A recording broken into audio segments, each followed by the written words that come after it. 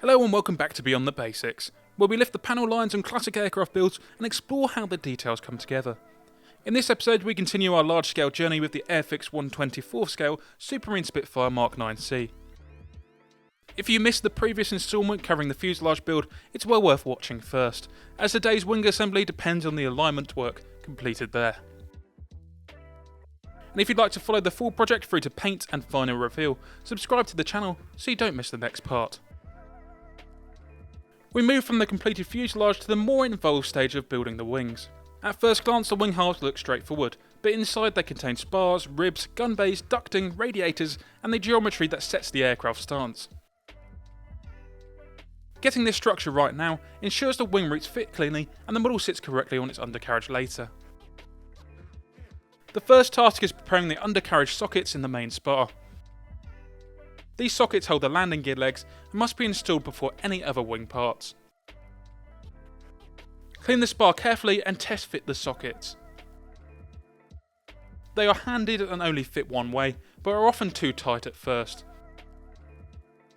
Gently open the holes with a matching drill bit and smooth them with a round file until the legs slide in and out with slight resistance.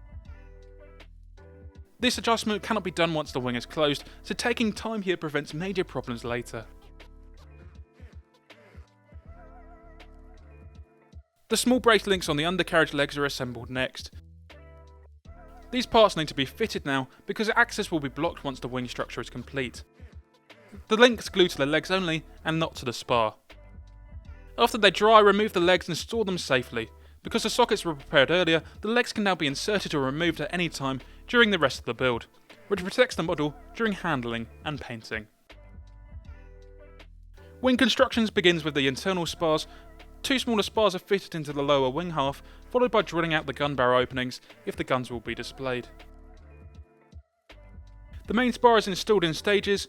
We glue one side first and let it set fully, then flex the spar down to meet the opposite side and glue that.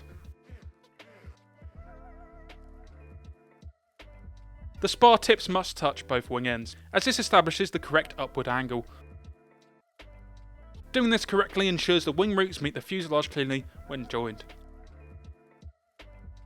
The gun bay framework is then assembled. The cannon rib unit is built as a sub-assembly with its heater duct and mounted onto the spar.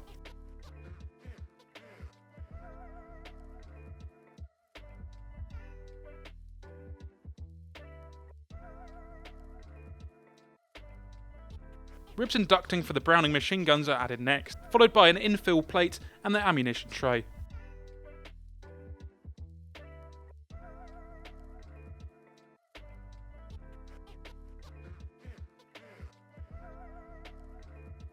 The ammunition boxes themselves are left off for easier painting later.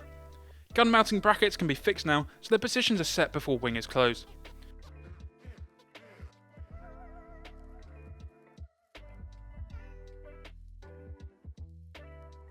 Interior painting follows.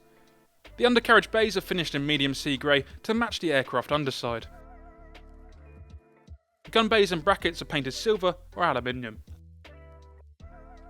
The guns receive a dark steel black finish with subtle metallic highlights, and the ammunition belts are painted in brass and steel tones. If only one wing will display open gun bays, the covers on the opposite wing can be glued on at this stage to avoid glue markings after painting. Once paint is cured, the guns and belts are installed. The cannon slides into its mounts, and the Browning guns clip into place. The cannon drum magazine is left off for now, as it would obstruct access during upper wing fitting and later painting.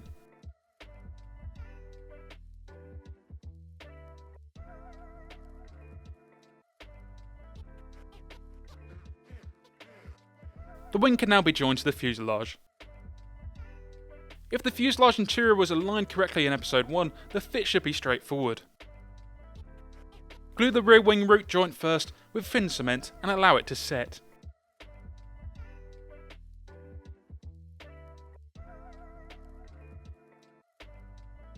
Next, secure the central joint to the cockpit floor.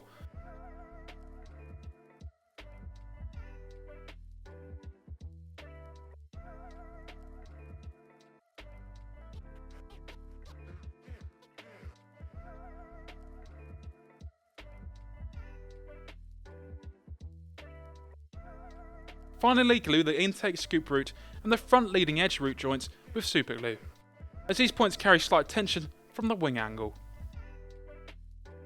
Working in this sequence prevents gaps and keeps the wings aligned. Upper wing panels are then attached. These panels have broad contact areas but little positive location at the root, so alignment is adjusted while gluing around the edges. Access through the wheel wells and radiator openings allow fine positioning. The panels are designed to overlap the wing slightly at the root, so a very small raised edge is correct. Once clamped and dry, the wing root should appear smooth with minimal seam work.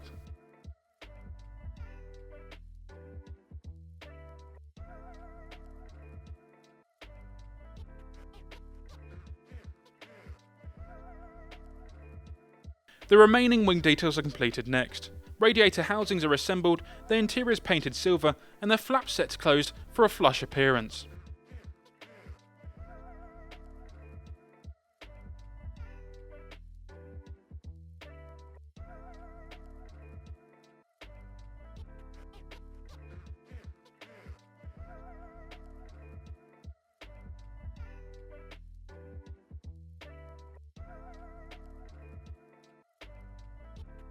The tunnel pipework is fitted before the radiators are attached beneath the wing.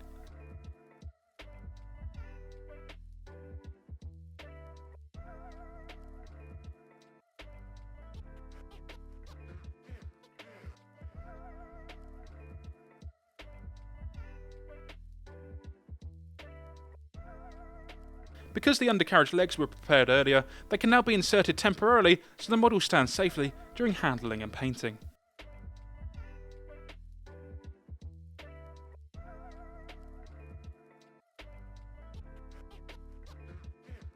The wingtips are assembled and attached, checking alignment along the edges.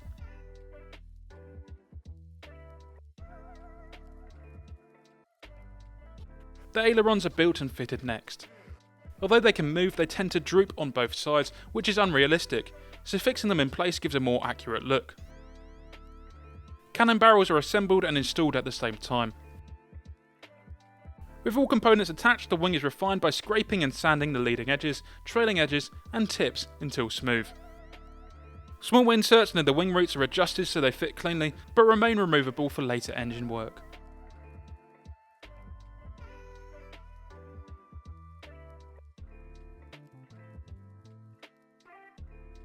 At this stage, the wing assembly of the Airfix 124 Spitfire Mk IX is complete. The structure is aligned, the armament is installed, and the wing blended cleanly into the fuselage. The model now shows the unmistakable Spitfire wing form and is ready for the engine to be added in the next episode.